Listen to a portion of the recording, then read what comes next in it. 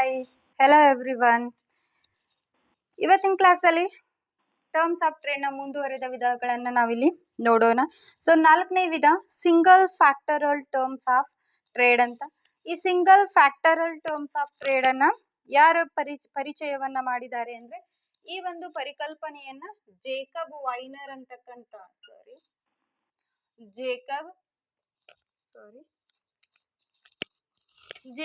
Viner ಅಂತಕ್ಕಂಥ ಅರ್ಥಶಾಸ್ತ್ರಜ್ಞ ಏನ್ ಮಾಡ್ತಾನೆ, ಜೇಕಬ್ ವೈನರ್ ಅಂತಕ್ಕಂಥ ಅರ್ಥಶಾಸ್ತ್ರಜ್ಞ ಈ ಒಂದು ಪರಿಕಲ್ಪನೆಯನ್ನ ಪರಿಚಯಿಸಿದ್ದಾರೆ ಅಂತ ಹೇಳ್ಬೋದು.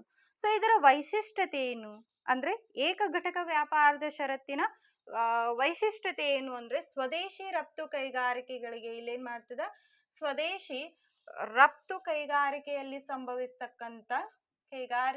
ಸಂಭವಿಸ್ತಕ್ಕಂಥ ಬದಲಾವಣೆಗಳನ್ನ ಗಣನೆಗೆ ತೆಗೆದುಕೊಳ್ತಕ್ಕಂಥದ್ದು. ಸ್ವದೇಶಿ ರಫ್ತು ಕೈಗಾರಿಕೆಯಲ್ಲಿ ಸಂಭವಿಸ್ತಕ್ಕಂಥ ಬದಲಾವಣೆಗಳನ್ನ ಗಣನೆಗೆ ತೆಗೆದುಕೊಳ್ತಕ್ಕಂಥ ಕಾರ್ಯವನ್ನ ಯಾವ್ದು ಮಾಡ್ತದ, ಏಕ ಘಟಕ ವ್ಯಾಪಾರದ ಕರಾರುಗಳು ಮಾಡ್ತದ ಅಂತ ಹೇಳ್ಬೋದು.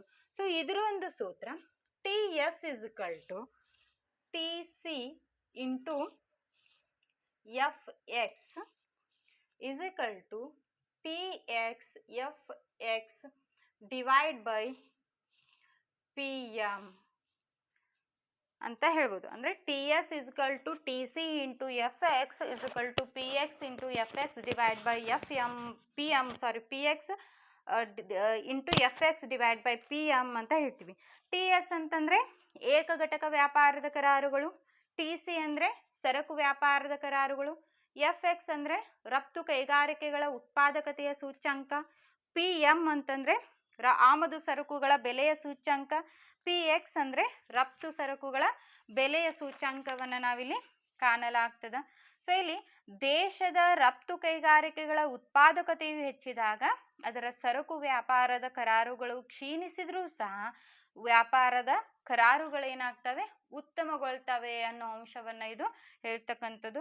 ಇದು ಏಕ ಘಟಕ ವ್ಯಾಪಾರದ ಕರಾರುಗಳು. ಸೊ ನೆಕ್ಸ್ಟ್ ಇವಾಗ ದ್ವಿಘಟಕ ವ್ಯಾಪಾರದ ಕರಾರುಗಳನ್ನ ನೋಡೋಣ. ಇವಾಗ 5ನೇ ವಿಧವಾದಂತ ಡಬಲ್ ಫ್ಯಾಕ್ಟರಲ್ ಟರ್ಮ್ಸ್ ಆಫ್ ಟ್ರೇಡ್ ಅನ್ನ ನೋಡ್ತಾ ಇದೀವಿ. ಇಲ್ಲಿ ದ್ವಿಘಟಕ ವ್ಯಾಪಾರದ ಕರಾರುಗಳು ಅಂತ ಬರ್ತದ. ಸೊ ಈ ಪರಿಭಾವನೆಯನ್ನು ಕೂಡ ಜೇಕಬ್ ವೈನರ್ ಅಂತಕ್ಕಂಥ ಅರ್ಥಶಾಸ್ತ್ರಜ್ಞನೇ ಈ ಒಂದು ಪರಿಕಲ್ಪನೆಯನ್ನ ಪರಿಚಯಿಸಿದ್ದಾನೆ ಅಂತ ಹೇಳ್ಬೋದು. ಇದೇನು ಹೇಳ್ತದ, ಸ್ವದೇಶಿ ರಫ್ತು ವಲಯ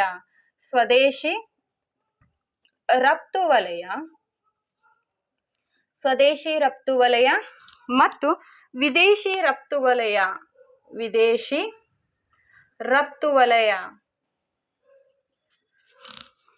ಸ್ವದೇಶಿ ರಫ್ತು ವಲಯ ಮತ್ತು ಒಂದು ದೇಶದ ಆಮದು ಸರಕುಗಳನ್ನು ಉತ್ಪಾದಿಸ್ತಕ್ಕಂಥ ವಿದೇಶಿ ರಫ್ತು ವಲಯ, ಇವೆರಡರ ಉತ್ಪಾದಕತೆಯ ಬದಲಾವಣೆಯನ್ನ ಗಣನೆಗೆ ತೆಗೆದುಕೊಳ್ತಕ್ಕಂಥದ್ದು ಯಾವುದು, ಡಬಲ್ ಫ್ಯಾಕ್ಟರಲ್ ಟರ್ಮ್ಸ್ ಆಫ್ ಟ್ರೇಡ್ ಅಂತ ಹೇಳ್ತೀವಿ.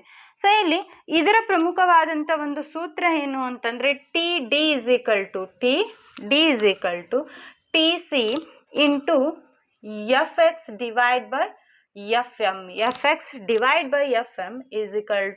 PX / PM FX / FM ಅಂತಕ್ಕಂಥ ಸೂತ್ರವನ್ನು ನಾವಿಲ್ಲಿ ಕಾಣಲಾಗ್ತದೆ.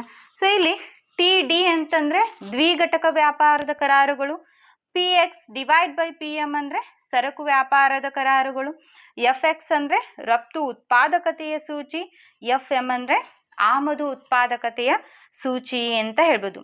ಒಂದು ದೇಶದ ದ್ವಿಘಟಕ ವ್ಯಾಪಾರದ ಕರಾರುಗಳ ಸೂಚಿಯು ಉತ್ತಮಗೊಂಡಿದೆ ಎಂದಾದರೆ ರಫ್ತು ಸರಕುಗಳನ್ನು ಉತ್ಪಾದಿಸಲು ಆ ದೇಶ ಬಳಸುವ ಉತ್ಪಾದನಾಂಗಗಳ ಉತ್ಪಾದನಾ ದಕ್ಷತೆಯು ಬೇರೆ ದೇಶ ಉತ್ಪಾದಿಸುವ ಆಮದು ಸರಕುಗಳ ಉತ್ಪಾದನಾ ದಕ್ಷತೆಗಿಂತ ಅಧಿಕಗೊಂಡಿದೆ ಎಂದರ್ಥವನ್ನ ಇದು ಹೇಳ್ತಕ್ಕಂಥದ್ದು. ಅಂದ್ರೆ ಇಲ್ಲಿ ಸ್ವದೇಶಿ ರಫ್ತು ವಲಯ ಮತ್ತು ವಿದೇಶಿ ರಫ್ತು ವಲಯಗಳ ಎರಡರ ಉತ್ಪಾದಕತೆಯ ಬದಲಾವಣೆಯನ್ನ ಗಣನೆಗೆ ತೆಗೆದುಕೊಳ್ತಕ್ಕಂಥದ್ದನ್ನ ಡಬಲ್ ಫ್ಯಾಕ್ಟರಲ್ ಟರ್ಮ್ಸ್ ಆಫ್ ಟ್ರೇಡ್ ಅಂತ ಹೇಳ್ತೀವಿ. ಸೊ ಇನ್ನು 2 ವಿಧಗಳು ಉಳಿತವೆ. ನೆಕ್ಸ್ಟ್ ಕ್ಲಾಸಲ್ಲಿ ಅದನ್ನು ಕಂಟಿನ್ಯೂ ಮಾಡೋಣ. Please subscribe my channel. Thank you.